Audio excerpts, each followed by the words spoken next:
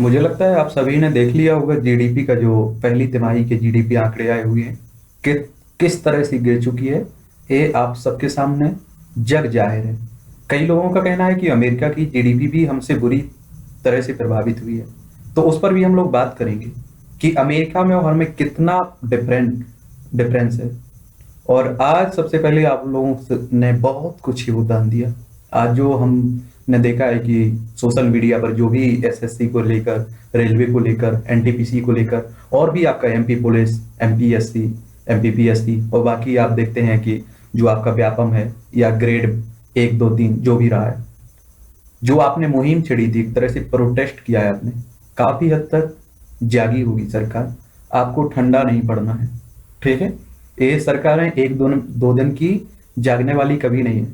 आपने देखा है, आप इतिहास पढ़ते रहे हैं, तो 1800 के करीब से आप देखिए कि छोटे छोटे आंदोलन होते रहे। 1857 में एक अच्छा आंदोलन हुआ जिसे आप लोग 1857 की क्रांति कहते हैं, लेकिन उसमें भी आपने देखा कि पूरी तरह से उसे भी कुचल दिया गया। कुछ ज्यादा बदलाव देखने को नहीं मिली। फिर आपने देखा है 19वीं सदी में आए, 19 भी पूरी निकल गई, फिर आप 20वीं सदी में आए, 1945 46 तक आप देखते हैं।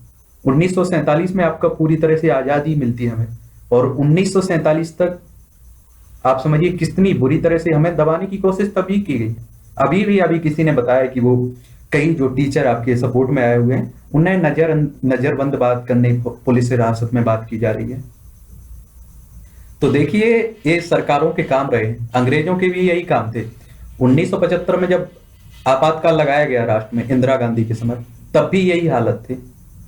तो या तो आप डर कर घर में बैठ जाइए या आप सपोर्ट करिए, दो ही ऑप्शन है आपके पास, ठीक है। अगर घर में सपोर्ट दे रहे हैं आप लोग घर से निकलकर, तो हो सकता है कि आपको रोजगार भी मिल जाए और आप आगे भी बढ़े। और अगर घर में बैठे रहे तो कुछ नहीं होने वाला है, ठीक है। और इसके बाद आप देखेंगे कुछ दिनों बाद सब निकल जाएगा। अभी आपने जिस तरह से डिसलाइक का बात की है प्रधानमंत्री साहब को, अरे आप खुद सोचिए कि मन की बात में क्या कुत्ते की बात की जा रही है, खिलौने की बात की जा रही है। हमें रोजगार की सबसे बुरी परेशानी अभी खड़ी हुई है। हजारों लाखों लोगों की नौकरी चली गई है। आप सोचिए, स्वास्थ्य की व्यवस्था पे बात करनी चाहिए, शिक्षा पे बात करनी चाहिए, जीडीपी के मामले में बात करनी चाहिए। चीन वहां कुंडली मार के बैठा हुआ है, उस पर बात करनी चाहिए। नेपाल के प्रधानमंत्री उल्टे सीधे भाषण दे रहे हैं, उस पर बात करनी चाहिए हमें। हमारे सैनिक देख रहे हैं आप लोग, जम्मू कश्मीर में डेली में एक दो सैनिक हमारे शहीद हो रहे हैं, उस पर बात करनी चाहिए। लेकिन हमारे प्रधानमंत्री मन की बात कर रहे हैं। तो काफी आप लोगों ने अच्छा किया, मुझे तो अच्छा लगा। देखिए आगे देखिए, ये हाल है कि किसी की भी स्थायी सरकार नहीं है। अभी आपके पास दूसरा विकल्प नहीं है, इसलिए आपने प्रधानमंत्री साहब को दोबारा दिया था मौका। अगर दिल्ली जैसा आप सोचिए किसी के पास विधायक, मतलब आप सोचिए दिल्ली की सरकार अरविंद केजरीवाल की बनी हुई है, ऐसा कोई ईमानदार हमारे पास होता हो विकल्प, तो हम भी यही करते हैं हम सब लोग। क्योंकि उसने शिक्षा दी है, स्वास्थ्य दी है, बाकी मुद्दे उठाए हैं उसने। आपने देखा है गृह मंत्री होम मिनिस्टर साहब गली गली जाकर वोट मांगे, फिर भी आपने देखा है किस तरह से जनता ने निकाल के फेंक दिया है। तो अंग्रेजों से इतिहास आप लोग तो काफी, मुझे लगता है कि जो पढ़े हैं और इतिहास पढ़ते हैं वो जानते होंगे कि किस तरह से हमारे देश में कई स्वतंत्रता सेनानी हुए, और अंग्रेजों को बड़ा भयम रहता था। फिर आपने देखा कांग्रेस को बड़ा बड़ा भयम रहता था। अब यही में ये करंट सरकार आपकी पहुंच चुकी है। और देखिए, हमें कांग्रेस ने कुछ नहीं दिया, इसलिए हम लोगों ने उसे निकाल के फेंक दिया है। अगर आप नहीं देंगे कुछ स्टूडेंट हो या जनता को, तो आपको भी निकाल देगी। अगर कांग्रेस इतनी अच्छी होती तो हम उसे क्यों ना वोट देते सब लोग। तो कांग्रेस को किसी आप ब्लेम करना कि जीडीपी उसकी बदौलत से गिर रही है या कुछ भी नुकसान हो रहा है, तो ये छोड़िए, ये पुरानी बातें हो गई हैं। अगर देश को ऊंचाई देना है तो हमें कुछ सोचना होगा। कुत्ता बिल्ली की बात छोड़कर हमें बात करनी होगी अर्थव्यवस्था पर, हमें बात करनी होगी शिक्षा पर, तब जाके हम पावरफुल बनेंगे। वरना ऐसे चीन आज कब्जा कर लिया है, चीन कितने 2 किलोमीटर घुसाया, उसके बाद वो 4 किलोमीटर आ जाएगा अगर हम कमजोर होते गए। आज कहा जा रहा है कि जीडीपी, अभी आपको मालूम चल जाएगा, बहुत कुछ आंकड़े दिए गए हैं। तो आप सोचिए, कहा जा रहा है कि कुछ समय के बाद जीडीपी में नंबर 1 पर चाइना पहुंच जाएगा। हम लोग कहां पहुंच रहे हैं? हमें अपनी स्थिति तो देखनी चाहिए। बेवकूफों की छोड़िए, अंधभक्तों की छोड़िए, उन्हें ना तो अपनी जिंदगी से मतलब है उन्हें बस अंधभक्ति से है। ठीक है, अगर आपको फायदा मिल रहा है अंधभक्ति में तो आप अंधभक्ति कर सकते हैं, लेकिन मुझे लगता है कि अगर आपको स्टूडेंट है तो आपको तो उसी को सपोर्ट करना चाहिए जो आपका ख्याल रखे, बाकी ऊपर वाले की।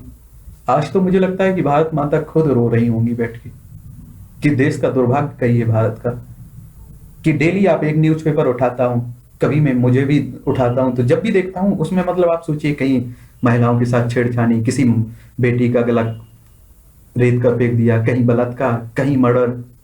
क्या यही आत्मा है भारत की असली? हमें सुधार करने की बात करनी चाहिए। जो आवाज उठाता है उसके उस पर या तो कोई केस लगा दिया जाता है, उसे जेल डाल दिया जाता है।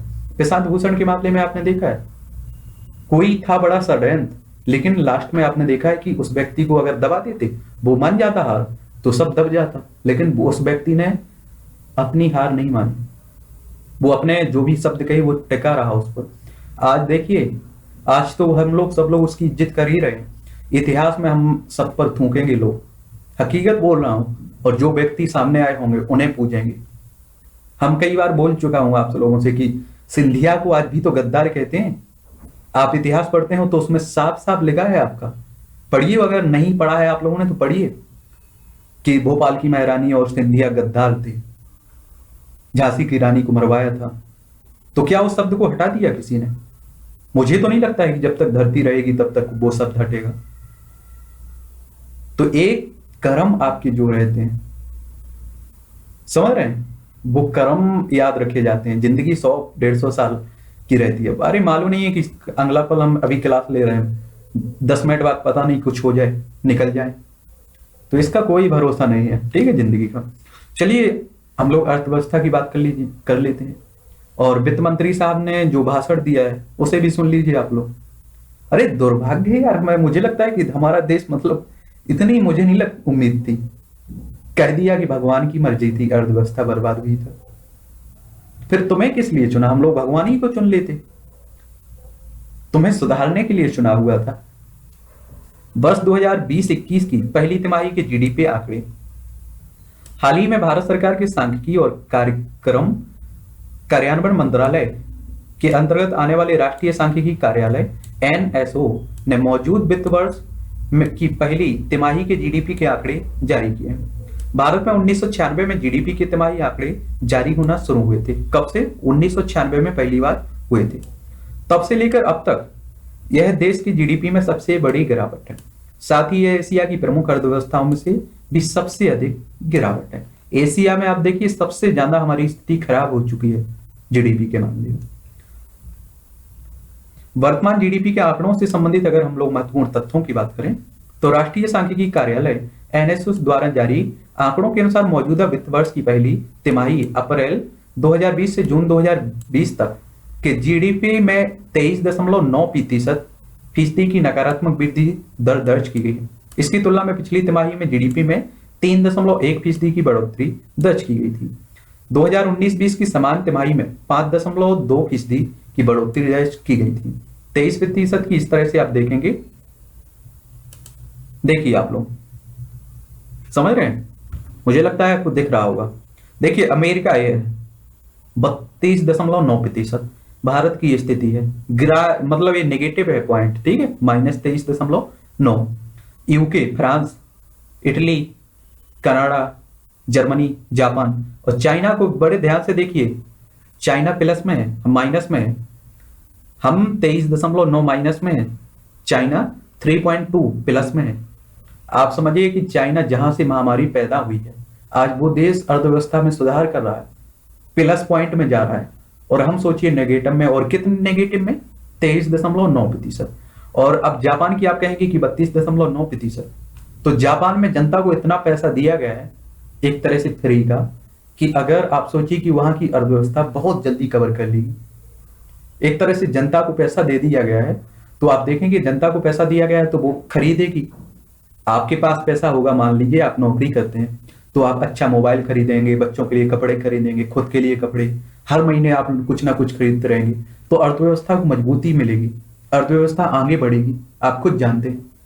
और अगर भारत के लोगों की स्थिति देखिए, खाने के लिए पैसा नहीं है तो वो कहाँ खर्च करेंगे, कहाँ मोबाइल खरीदेंगे, कहाँ कपड़े खरीदेंगे?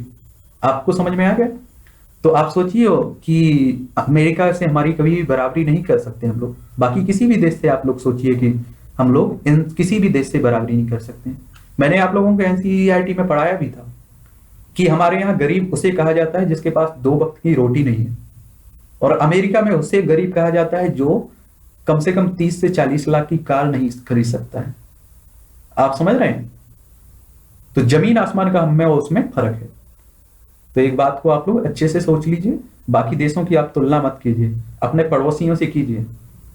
ठीक है, चाइना की देखिए +3.2 है और हमारी 23.9%। जीडीपी के आंकड़ों में यह गिरावट इसलिए है क्योंकि मौजूदा वित्त वर्ष की पहली तिमाही में कोरोना वायरस महामारी और लॉकडाउन के चलते औद्योगिक गतिविधियां बुरी तरह प्रभावित रही थीं। कड़े देशव्यापी लॉकडाउन के दौरान तो सिर्फ आवश्यक सामानों और आवश्यक सेवाओं को छोड़कर सभी आर्थिक गतिविधियां ठप रही हैं। देखिए, इन्हें सबको सुधारा जा सकता था, ऐसा नहीं कि बिना इसके हम लोग अगर चाइना से बाहर देश में फैल रहा था कोरोना, तब अगर हम ध्यान दे लेते तो आज इतनी भयानक स्थिति हमें देखने को नहीं मिलती। आज आप देखिए कि कहाँ कोरोना महामारी कहाँ पहुंच चुकी है केस, और हम कहाँ जा रहे हैं। आंकड़ों के अनुसार 2020-21 की पहली तिमाही में मैन्युफैक्चरिंग सेक्टर में सकल मूल्य वर्धन -39.3% रहा। कंस्ट्रक्शन सेक्टर में 50.3% रहा है। बिजली सेक्टर में है -7%, और उद्योग में सकल मूल्य वर्धन -38.1%, और सर्विस सेक्टर में ये -20.6% रहा है। आर्थिक विशेषज्ञों का कहना है कि मैन्युफैक्चरिंग, निर्माण, व्यापार, होटल, ट्रांसपोर्ट, संचार आदि सेक्टर देश के जीडीपी में करीब 45% का योगदान रखते हैं, और पहली तिमाही में इन सब सेक्टर के कारोबार पर काफी बुरा असर पड़ा है। क्या पड़ा है? असर पड़ा है। क्या होती है आखिर जीडीपी जिसकी बात की जा रही है? किसी देश की सीमा में एक निर्धारित समय सीमा में उत्पादित सभी वस्तुओं और सेवाओं के कुल मौद्रिक या बाजार मूल्य को सकल घरेलू उत्पाद कहते हैं, यानी कि जीडीपी कहते हैं। एक तरह से आप ये कहिए कि जो आप कार खरीद रहे हैं तो उसका जो अंतिम मूल्य होगा उसी को एक तरह से जीडीपी कह देते हैं, कि देश में कितने रुपए का उत्पादन हुआ है।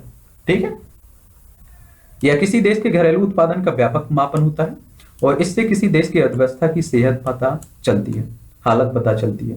इसकी गणना आमतौर पर वार्षिक होती है, लेकिन भारत में इसे हर 3 महीने यानी कि तिमाही भी आंका जाता है। कुछ वर्ष पूर्व इसमें शिक्षा, स्वास्थ्य, बैंकिंग और कंप्यूटर जैसी अलग अलग सेवाएं यानी सर्विस सेक्टर को भी जोड़ दिया गया। जीडीपी 2 तरह की होती है, नॉमिनल और रियल। नॉमिनल जीडीपी सभी आंकड़ों का मौजूदा कीमतों पर योग होता है, लेकिन रियल जीडीपी में महंगाई के असर को भी समायोजित कर लिया जाता है।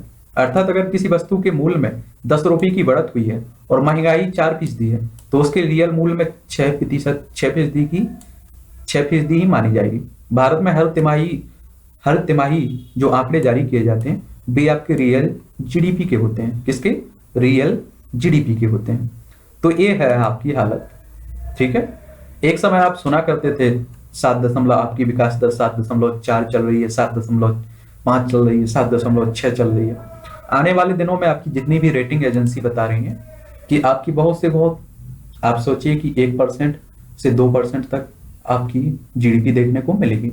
और याद रखिए, आने वाले दिनों में अब जीडीपी ये बढ़ेगी, जो 23 आपकी गई है ये आगे देखने को बढ़ती मिलेगी। क्योंकि आप देखिए कि आप एक तरह से आप कुएं में गिर जाइए तो आप क्या करेंगे? ऊपर आना प्रारंभ करेंगे कि और नीचे चले जाएंगे?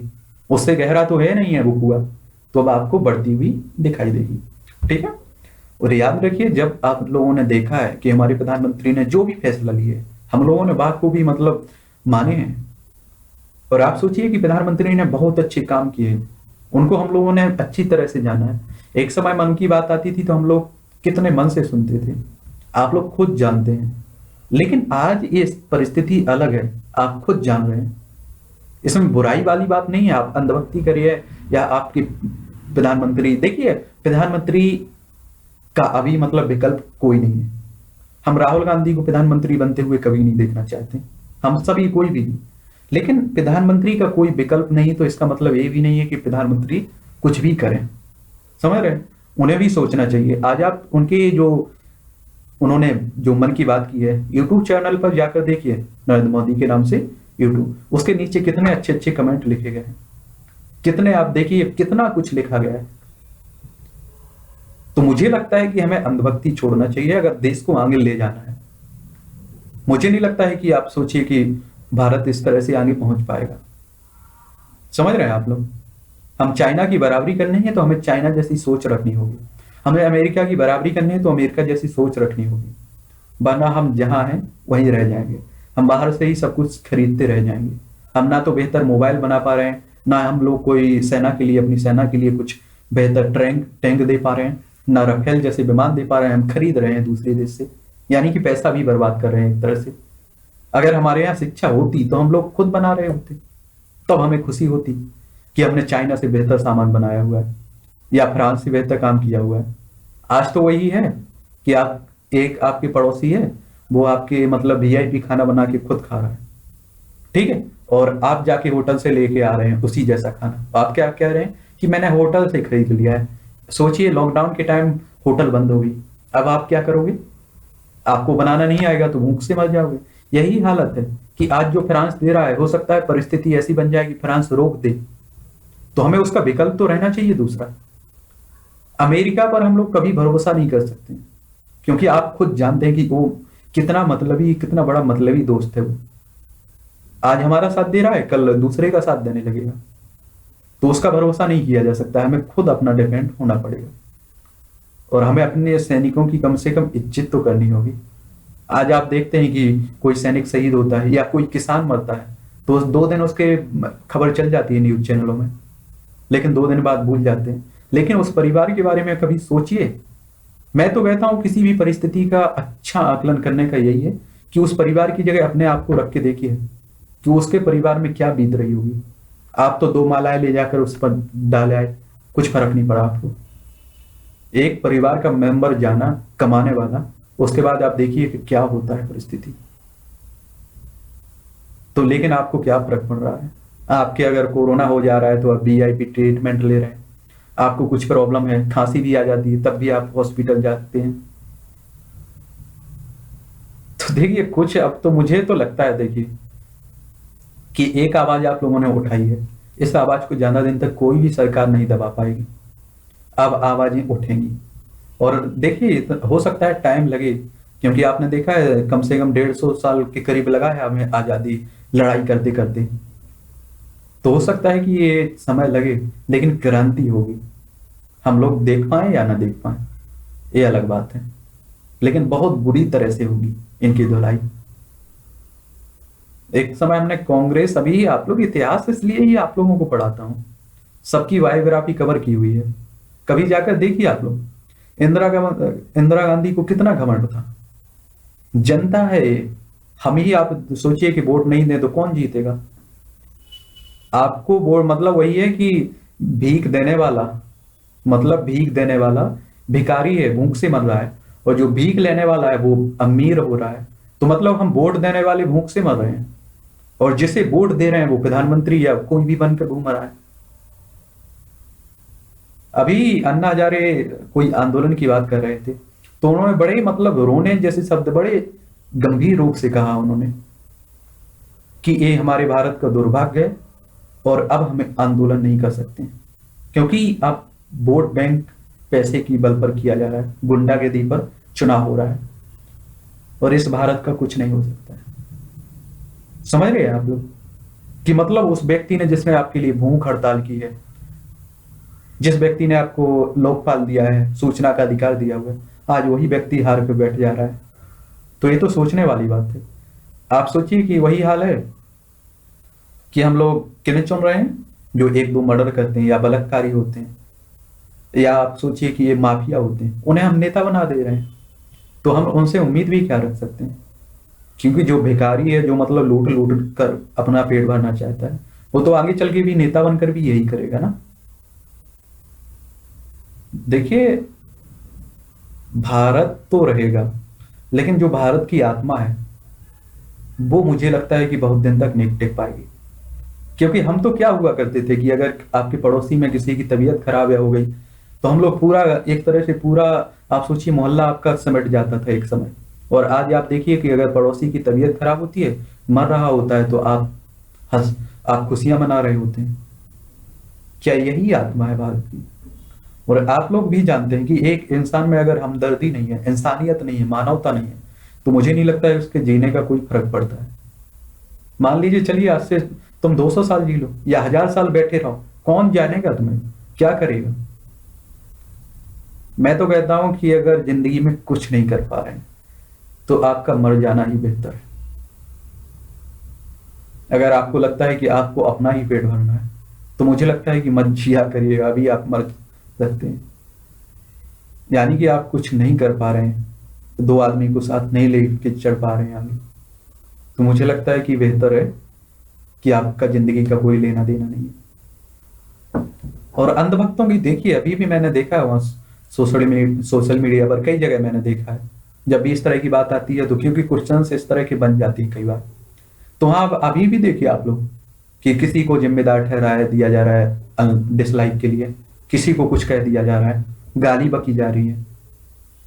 अभी मतलब तुम सोचो, इंसान हो तुमने तो उस महिला को भी नहीं छोड़ा जिसने रोड पर बच्चे को जन्म दिया, उसके बारे में भी तुम उल्टा सीधा कमेंट लिख रहे थे।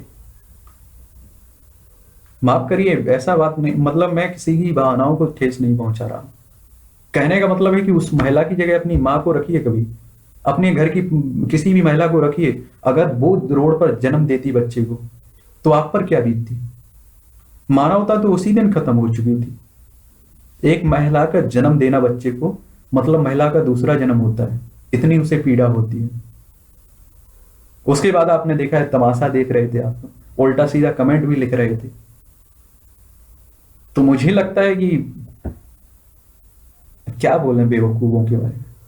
चलिए खैर छोड़िए, आप लोग मतलब अपना काम करिए और इस तरह से आप लोग आगे बढ़ते रहिए, क्योंकि आपने देखा है एमपीपीएससी का हाल देख रहे हैं आप लोग, फिर चाहे किसी भी स्टेट का फीस एग्जाम का हाल देख रहे हैं आप लोग। आगे अगर नहीं बढ़ते हैं तो मुझे लगता है सरकारें सोई रहेंगी, अंग्रेज भी इसी तरह सोते रहे जब तक कि एक अच्छा आंदोलन नहीं हुआ। और अभी ये दबाने की हर कोशिश करेंगे संभव। आपने देखा है कुल प्रशांत भूषण वाले मामले में कि पूरा दबाने की कोशिश की गई है। तो ये कुछ भी किसी भी हद तक जा सकते हैं, नेता है, ये अपने बाप की नहीं हुए तो हमारे तुम्हारे क्या होंगे? ठीक है, अर्थव्यवस्था का गिरना कोई गलत बात नहीं है, बात है तुम्हारी मंशा पर। अर्थव्यवस्था फिर उठ जाएगी, ये अलग बात है, लेकिन अब तुम सोचिए कि मतलब तुम्हें क्या सूझ रहा है। मतलब मन की बात में इस तरह के शब्द यूज करना चाहिए। मैं भी सुनता हूं प्रधानमंत्री की भाषण। आप सोचिए कि अभी जब से शुरू की है प्रधानमंत्री ने मन की बात, उसमें जाकर आप देखिए देखिए पहली पहली में आपको पहली भी जो मन की बात हुई थी उसमें ऐसे ऐसे एंगल मिलेंगे जो भारत को एक अच्छी सुपर पावर बनाने की बात होगी, एक शक्तिशाली राष्ट्र बनाने की बात होगी।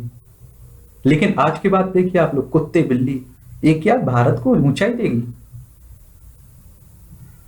और प्रधानमंत्री साहब देखिए, जिंदगी हमारी भी आपकी भी 100 साल 2 साल साल, आप हो सकता है आपके पास पैसा, आप अच्छी जिंदगी जी रहे हैं तो आप 500 साल जी जाएं, और भगवान से दुआ करता हूं कि आप 500 साल, लेकिन 500 साल के बाद भी तो इतिहास का आकलन होगा, एनालिसिस होगा, तब क्या प्रभाव पड़ेगा आपकी छवि पर, आपको किस तरह से लोग याद रखेंगे, वो इतिहास आएगा और वो बताएगा। ठीक है, अभी हम नहीं बता सकते हैं कि आप गलत हैं या कौन गलत है, उस समय बताएगा। ठीक है, और याद रखिए मेरा किसी को उद्देश्य ठेस किसी की भावना को ठेस पहुंचाना बिल्कुल भी नहीं है। अगर आप प्रधानमंत्री से आपको कुछ मिल रहा है या बीजेपी से आपको कुछ मिल रहा है, कांग्रेस से कुछ मिल रहा है उसकी भक्ति करने से, तो आपकी भक्ति सही है, मैं भी मानता हूं इसको। अगर आप बीजेपी से या किसी भी पार्टी से, आप पार्टी सपा बीएसपी किसी से जोड़कर अगर आपको फायदा हो रहा है तो आपकी भक्ति सही है। लेकिन आपको अगर फायदा नहीं हो रहा है फिर भी आप भक्ति में डूबे हुए, किसी अभी मैं पार्टी का नाम नहीं लूंगा क्योंकि अच्छा भी नहीं रहता है।